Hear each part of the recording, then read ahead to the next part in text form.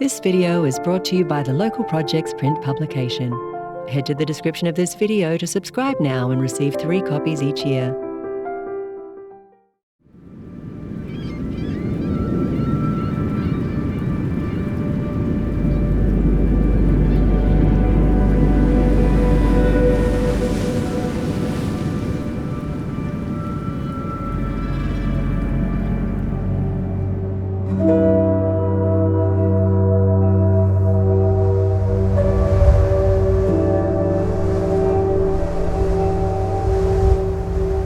It's quite an exciting feeling as you cross the cattle grids and start to wind down and drop down into the landscape. When you come for the first time, it's really quite memorable.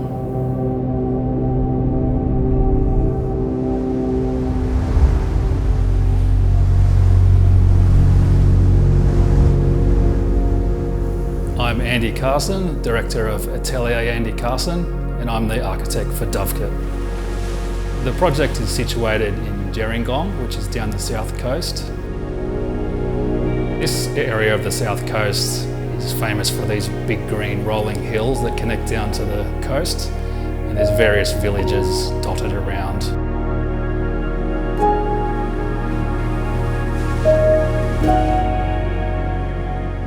The brief was pretty detailed in terms of the schedule of accommodation, of what rooms and areas that the clients wanted. In terms of style, the brief for the main house was always meant to be quite modern and contemporary, but the brief for the range was always meant to be much simpler as a counterpoint. So the range is quite close to the headland, and they both share a lot of the same material palette. So it was really important to establish very different identities for each property. We always wanted the focus to really be on the headland as the main showpiece. And we kind of thought of the range as being viewed as like a little farm shed that, yeah, maybe you don't realise it's a house. When it came to the material selections for both projects, we started mainly with choosing materials that have great longevity because it is such an exposed site, and we do have salt spray from breaking waves nearby. Dark metal cladding was chosen just so that the properties recede into the landscape. We didn't want something too stark or noticeable. And we chose copper for the shutters just to celebrate that golden light and also just to watch it slowly change colour and patina.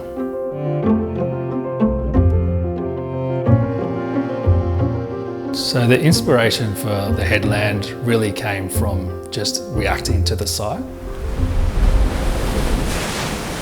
Straight away we had the obvious, I guess you could say, problem or opportunity of dealing with these vast views in every direction, and we really wanted to strongly connect to the farmland and just not be too disconnected, so we took a very minimalist approach.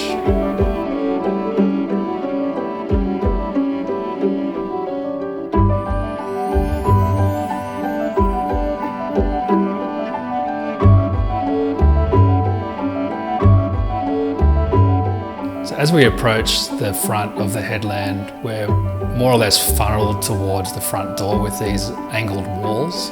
And then once inside, you're in what I call the bedroom pavilion.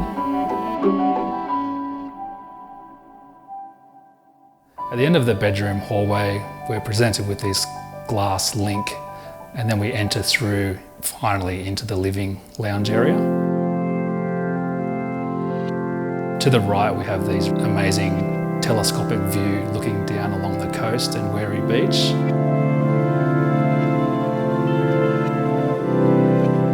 So the courtyard in the centre of the headland was initially created to make a protective space, but it's also very much the heart of the house and a social space. So we wanted to link different areas like the fire pit or the pool. There's really social places where people are going to move between. When we were approaching views, we didn't want to just have wall-to-wall glass in every direction. We really wanted to cut it up into very specific views. And in that way, we thought the view wouldn't become boring. You'd constantly be noticing little things change in the background, like cows moving across the landscape or waves breaking, maybe a whale jumping out of the ocean, just constantly reminding you and connecting you to what's going on in the day. The inspiration for the range was really just trying to create a very simple counterpoint to the headland and just doing our take on that sort of simple Australian shed. So as we approached the building, we were presented with a long blank wall that kind of screens away the beach and the other views so that we can then reintroduce those views in a controlled way. So at the end of the path, we step onto a deck, which we call the north deck. The building does that classic thing with the elongated plan facing north to be able to control passive solar light, but we really didn't want to ignore the Illawarra escarpment and the views to the farmland out to the west. So we chose to open up the western gable end of the house. So one of the things we wanted to celebrate was that view west, but it creates the obvious challenge of having to control the heat from that western light. So we came up with the idea of these large copper louvers that are able to sort of control views and light throughout the day. This house also celebrates structure, so we have these steel portal frames that move through the building and divide the house into 4 specific bays. We also have like a small plunge pool where you can sit immersed in the landscape and still feel part of the farm, but also have those beautiful ocean views. The conditions we had to deal with here were still very much about protection. So that was the idea of the north and the south decks, so you could kind of move between each side of the building and use the building itself as a windbreak or to be able to get protection. So the character in the range is very much a moody intimacy, bedded down into the landscape, looking out. We don't have such expansive glass in the living area. And the suspended fireplace really plays into that sense of intimacy.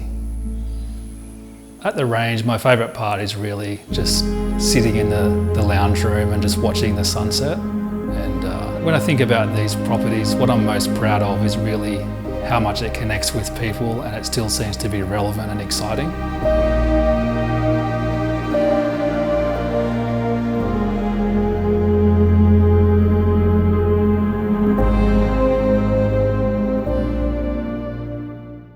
Published 3 times a year, the local project hard copy publication contains over 350 pages of curated insight into the latest architecture and design across Australia and New Zealand. Printed on exceptionally high-quality paper stock, the publication is designed to be read and enjoyed over time, a beautiful and valuable addition to any personal library or coffee table. With worldwide delivery available, have the hard copy print publication delivered straight to your door 3 times a year with an annual subscription. Head to the description of this video to subscribe to the triannual print publication.